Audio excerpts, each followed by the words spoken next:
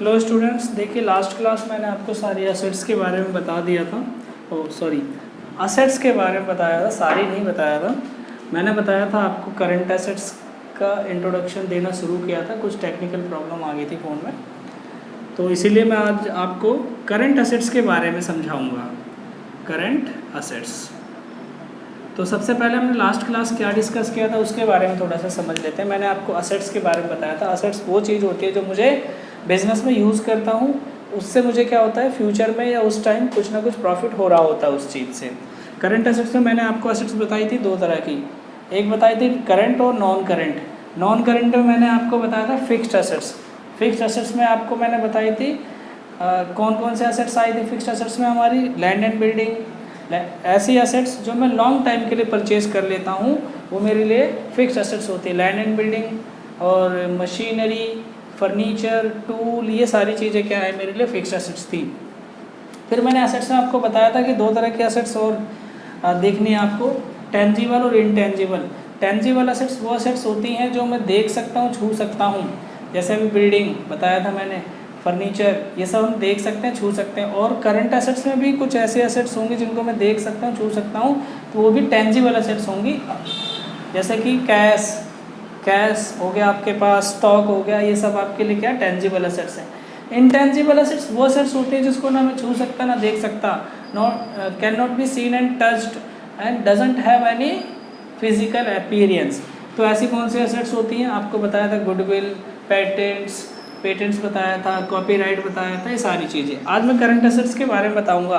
Current assets क्या होती हैं, ऐसी एसेट्स होती हैं जो एक टाइम के बाद ये चेंज हो जाती हैं, एक टाइम पीरियड के बाद चेंज हो जाती है। और बिजनेस का एक टाइम होता है 12 मंथ, है ना। 1 ईयर के बाद हम अकाउंट्स को क्या करते हैं, क्लोज करते हैं, तो वहाँ पे टाइम चेंज हो जाता है। Current assets can change in 12 months, या इसके अंदर अंदर में चेंज हो सकती है, नॉट विद इन 12 मंथ। यहाँ पे विद इन लिखना चाहिए, चलो कोई बात नहीं। तो मैं एग्जांपल दे दूँ आपको, एक कैश,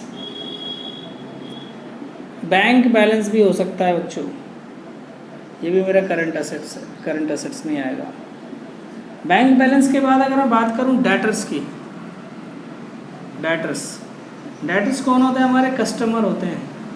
कौन से कस्टमर होते हैं, वो कस्टमर जिनको मैं उधार में कोई चीज़ बेच रहा हूं, वो मेरे लिए क्या है, डेटर्स हैं। तो ये यहाँ पे लिखूंगा sold goods on credit. Credit का मतलब बच्चों उधार होता है, यहाँ पे लिख लेना टू होम। टू होम का मतलब होता है जिसको हम उधार पे गुड्स बेचते हैं। गुड्स का मतलब क्या होता है ये भी आपको समझा दूं, मीनिंग ऑफ गुड्स रीसेल करने के लिए आप परचेज करते हो। ऑलवेज जिस चीज़ का आपका बिजनेस है वही आपके लिए क्या हो जाएंगी, गुड्स हो जाएंगे। जैसे कि मेरा फर्नीचर का बिजनेस है, मान लो मेरा अगर फर्नीचर का बिजनेस, तो मैं चेयर खरीदूंगा तो चेयर मेरे लिए गुड्स होंगी, ठीक है। क्यों चेयर खरीदूंगा, बेचने के लिए, रीसेल करने के लिए, मैं दोबारा बेचने के लिए उनको अगर खरीद रहा हूँ तो मेरे लिए गुड्स होंगी, ठीक है। जो चीज़ मैं परचेज करूँगा या अब सेल करूँगा मान लो, तो सेल भी तो चेयर ही करूँगा, सोल्ड गुड्स, तो वो क्या होंगी, मेरे लिए गुड्स होंगी। कौन सी, जिनको मैं रीसेल करने के लिए खरीदता हूँ उन्हें गुड्स कहते हैं, ठीक है। आगे डेटर हो गया। डेटर के बाद अगर मैं बात करूँ स्टॉक की, स्टॉक भी हमारे पास दो तरह का होता है, एक ओपनिंग स्टॉक होता है और एक होता है क्लोजिंग स्टॉक। ओपनिंग और क्लोजिंग, ओपनिंग स्टॉक का मतलब होगा जो आपके स्टार्टिंग में था। मान लो आपने जब मैंने बिज़नेस शुरू किया तो मैंने सिर्फ 20 चेयर मंगाई थी, 20 चेयर मंगाई, रखी हुई हैं, ये मेरा ओपनिंग स्टॉक था। लेकिन ये बिकी, फिर मैंने मंगाई, फिर मैंने बेचा, फिर मंगाई, फिर मैंने जब अकाउंट क्लोज किया तो मैंने देखा मेरे पास अभी भी 30 चेयर बाकी हैं। समझ आ गया। जो लास्ट में बची हुई चेयर्स होंगी वो मेरे लिए क्लोजिंग स्टॉक होगा, और जो स्टार्टिंग में जो चेयर्स आई थी वो मेरे लिए ओपनिंग स्टॉक होगा। स्टॉक मेरे लिए करंट एसेट्स है, क्योंकि ये क्या है, चेंज होगी, स्टॉक जरूर चेंज होगा। ओके, यहाँ पे लिखेंगे प्रीपेड एक्सपेंसेस। प्रीपेड एक्सपेंसेस क्या हैं आपको पता होना चाहिए। प्रीपेड एक्सपेंसेस, प्रीपेड, प्री से ही आपको समझ आना चाहिए। प्री मतलब पहले, पहले पेड, पहले पे कर देना, paid in advance, paid in advance. जिस एक्सपेंस को आप एडवांस में पे कर देते हो वो हमारे लिए क्या है, प्रीपेड एक्सपेंस है। Those expenses are paid in advance are called prepaid expenses. ठीक है, लाइक किसी को सैलरी देनी थी, आपने एडवांस में सैलरी दे दी, अब आपको रेंट देना था, एडवांस में रेंट दे दिया, लेकिन तो आपके लिए वो असेट्स का काम करेंगे। क्यों? क्योंकि जिसको सैलरी दी है आपका, उसने क्या ले रखा है, एडवांस ले रखा है, तो वो आपके बदले काम करेगा ही करेगा। आपने किसी को एडवांस में अगर रेंट, रूम का रेंट दे दिया है तो वो रूम रेंट आपका ही, और रूम क्या हो गया, 1 महीने या जितने टाइम तक का रेंट दिया होगा आपका हो गया। तो इसलिए प्रीपेड एक्सपेंस हमारे लिए क्या है, करंट एसेट्स है। ठीक है, अच्छा एक और एग्जांपल दे देता हूँ मैं आपको, accrued income. Accrued income, accrued income क्या होती है?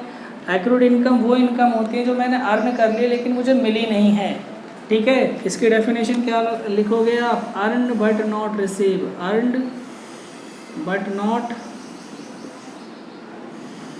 रिसीव्ड। ऐसी असेट्स जो आपने अर्न कर ली हैं, ऐसी इनकम जो आपने अर्न कर ली है लेकिन मिली नहीं है, तो इसकी डेफिनेशन आप लिख सकते हो, those incomes earn but not, या have been earn but not received. ठीक है, those incomes have been earn but not received are called accrued income.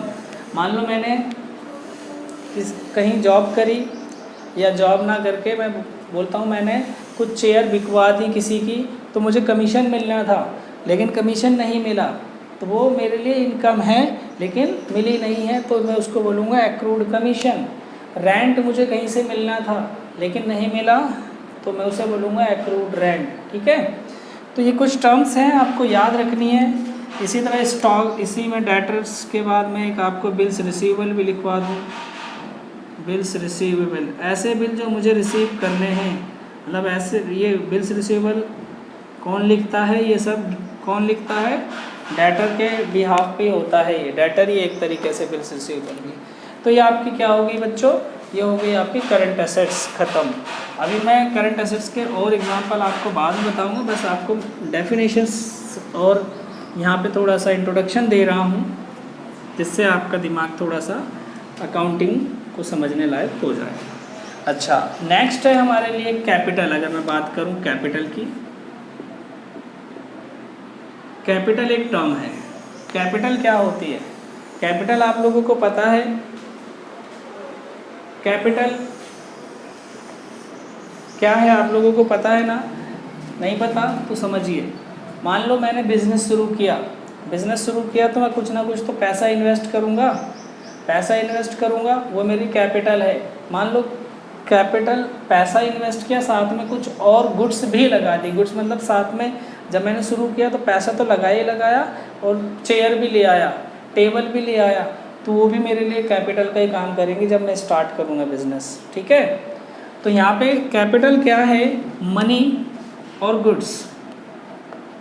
Money invested bye proprietor,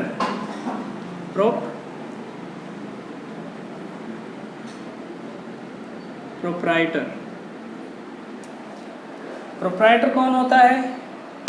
ये यहाँ पे ऑनर लिख लो आप, ऑनर। आपको अच्छा, अब आपको समझ आ गया होगा कि प्रोप्राइटर का मतलब भी क्या होता है, ऑनर ही होता है। ठीक है, ऑनर। प्रोप्राइटर जब बिज़नेस शुरू करता है, या ऑनर जब बिज़नेस शुरू करता है, तो उसे हम कैपिटल कहते हैं जब वो इन्वेस्ट करता है। तो क्या सिर्फ मनी इन्वेस्ट करेगा? नहीं, और कुछ भी आप इन्वेस्ट करवा सकते हो, गुड्स भी। ठीक है, गुड्स और मनी। ठीक है, ये समझ आ गया होगा आपको कैपिटल। जब क्वेश्चन में लिखा होगा कि राम स्टार्टेड बिजनेस या मोहन स्टार्टेड बिजनेस, तो उसका मतलब वो कैपिटल ही लगा रहा है। इसमें एक टर्म आएगी आपकी, drawing. So what is the meaning of drawing? सबसे पहले ड्राइंग का मतलब समझना, बहुत ही ज़्यादा यूज़ हो गए अभी। ड्राइंग का मतलब होता है कि जब मालिक, जब कोई भी ऑनर होता है अपना बिजनेस शुरू करता है तो अपने पर्सनल यूज़ के लिए बिजनेस में से कैश ले जाता है या गुड्स ले जाता है, उसे हम ड्राइंग कहते हैं। ठीक है, तो यहाँ पे क्या डेफिनेशन होगी, गुड्स और कैश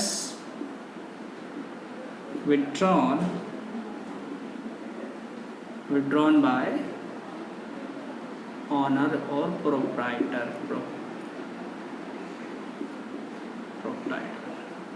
चलो प्रोप्राइटर की स्पेलिंग आप देख लेना, प्रोप्राइटर। ठीक है, प्रोप्राइटर की स्पेलिंग आप देख लेना। तो ऑनर आपको समझ आ गया होगा I think, goods cash withdrawn bye honour और प्रोप्राइटर। ठीक है, तो ये ड्राइंग है।